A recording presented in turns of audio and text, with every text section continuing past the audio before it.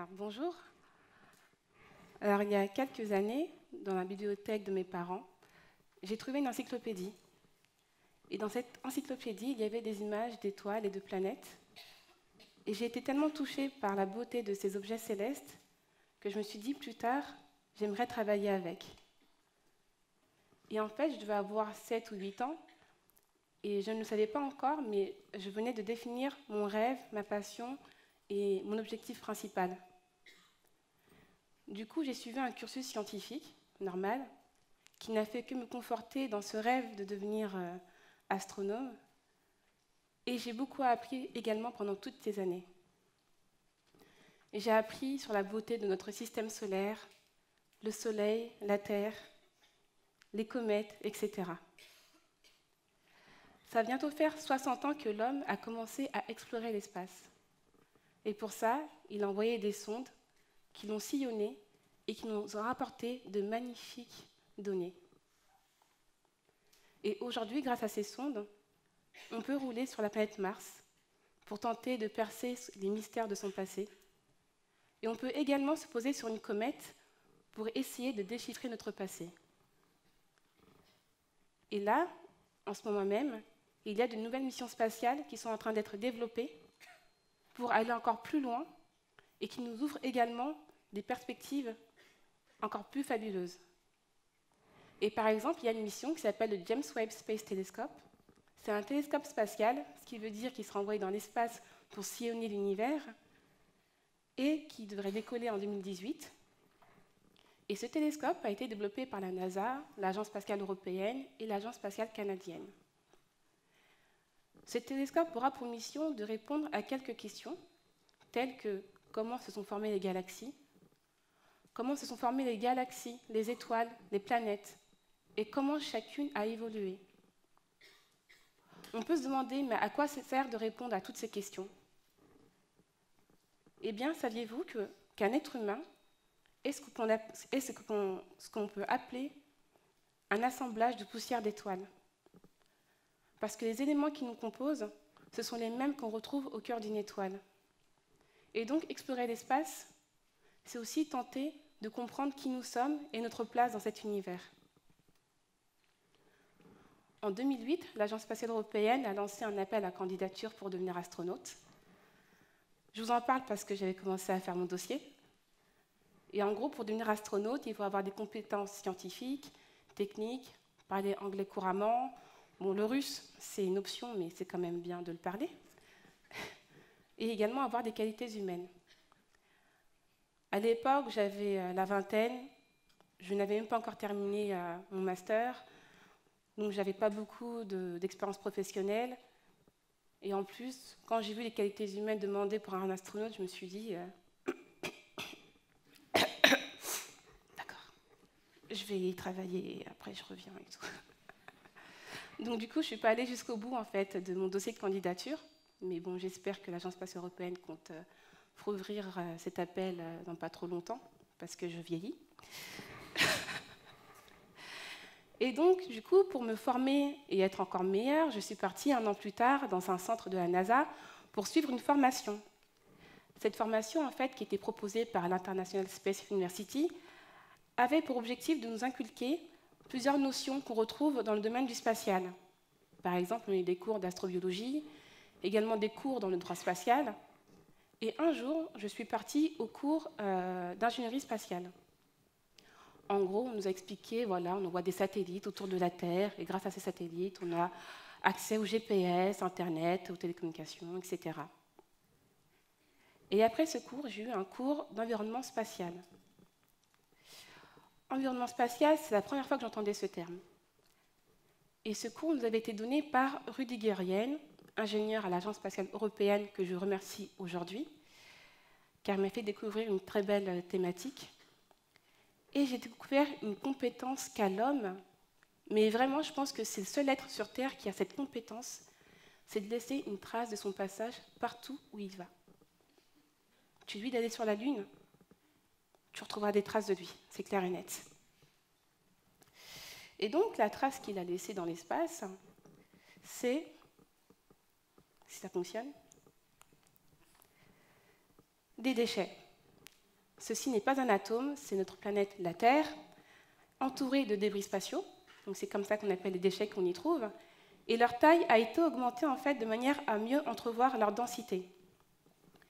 Donc aujourd'hui, on a à peu près 20 000 débris qui ont une taille supérieure à 10 cm, 700 000 qui ont une taille qui varie de 1 à 10 cm, et 125 millions qui ont une taille inférieure à 1 mm.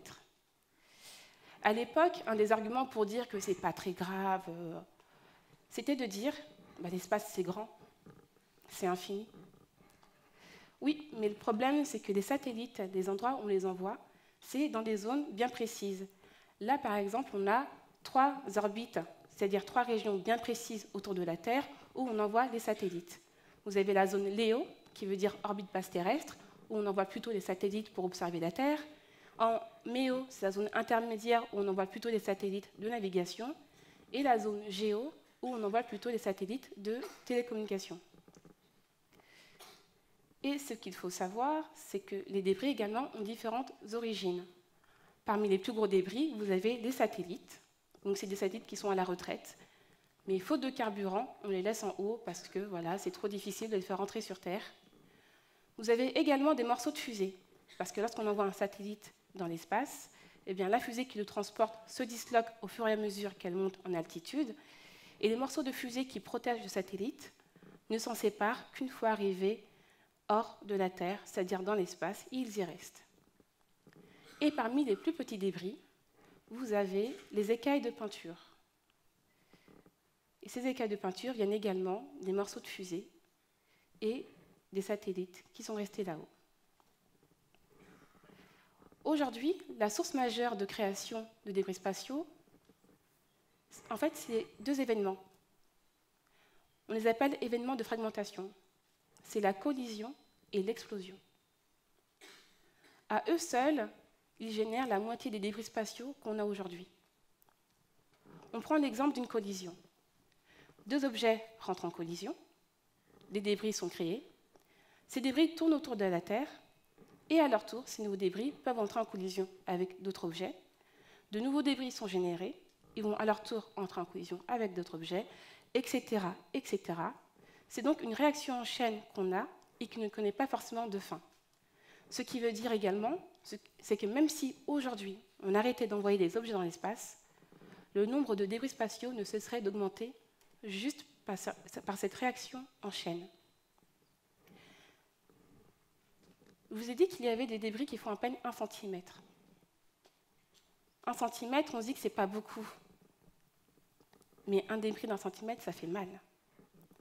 Parce que là-haut, il a une vitesse qui est assez importante, tellement importante qu'un débris d'1 centimètre, c'est comme si c'était une enclume qui arrivait sur vous.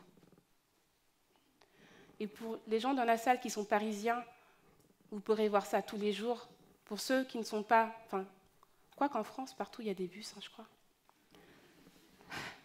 Quoi qu'il en soit, quand vous verrez un bus, dites-vous que ce bus, c'est comme un débris spatial qui a une taille de 5 cm. Et imaginez ce bus qui rentre, qui, vous et lui, ça fait mal. Et en fait, c'est mon travail de recherche, c'est mon travail de thèse. Je travaille sur les événements de fragmentation. Dans mon bureau, je simule des collisions et explosions sur mon ordinateur pour voir combien de débris sont générés et comment ils vont évoluer autour de la Terre. Et en plus, je vais jouer avec plusieurs paramètres pour voir leur influence. Par exemple, pour une vitesse de 3 km par seconde ou alors 8 km par seconde, comment les débris vont être générés, comment ils vont se former autour de la Terre. Parce que, reprenons l'exemple de la collision. Lors d'une collision, à un instant très proche de la collision, les débris sont concentrés dans une région. Avec le temps, ils vont former une forme de tore autour de la Terre, et quelques temps après, ils vont former une bande autour de la Terre. Eh bien, le problème, c'est que lorsqu'on a une collision, en général, c'est des centaines, voire des milliers d'objets qui sont générés. Ça fait beaucoup à gérer en même temps. Donc du coup, une autre partie de ma thèse, c'est de voir s'il existe une méthode qui pourrait nous permettre de les suivre en tant qu'ensemble et non pas un à un. Et donc, j'ai commencé à regarder dans mes bouquins de mécanique céleste. La mécanique céleste, c'est la matière dans laquelle on prend toutes les équations et théories qui nous permettent d'étudier la trajectoire, le mouvement d'un objet dans l'espace. Je n'ai pas trouvé de réponse, donc du coup, je suis partie voir ailleurs. Et j'ai trouvé une réponse dans la mécanique des fluides.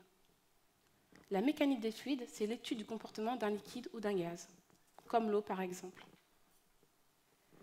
Et quand j'ai trouvé cette méthode, c'est là que je me suis dit, mais c'est pour ça que j'aime la recherche scientifique. Parce qu'en fait, on cherche, des fois on ne trouve pas, c'est dommage, mais on est obligé de sortir des carcans de son domaine, de sa spécialité, pour trouver une solution. Et c'est dans ça, en fait, que je me vois pour plus tard. La recherche scientifique. Et ma thèse, ce n'est que la première étape, en fait, de ce rêve. Depuis quelques années, j'ai l'opportunité de voyager en France ou à l'étranger pour pouvoir regarder de magnifiques cieux étoilés.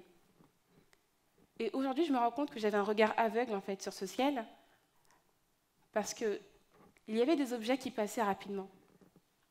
Et ces objets, c'était des débris spatiaux. Et je me disais, même un ciel pareil, on arrive à le polluer. Et ma thèse me fait comprendre que, et même mon passé, que même si ma contribution ne sera pas très grande, que je ferai tout pour pouvoir y contribuer. Et surtout faire en sorte que vous également puissiez profiter d'un ciel pareil avec vos proches, avec ceux qui vous sont chers, et surtout par la génération suivante. Merci.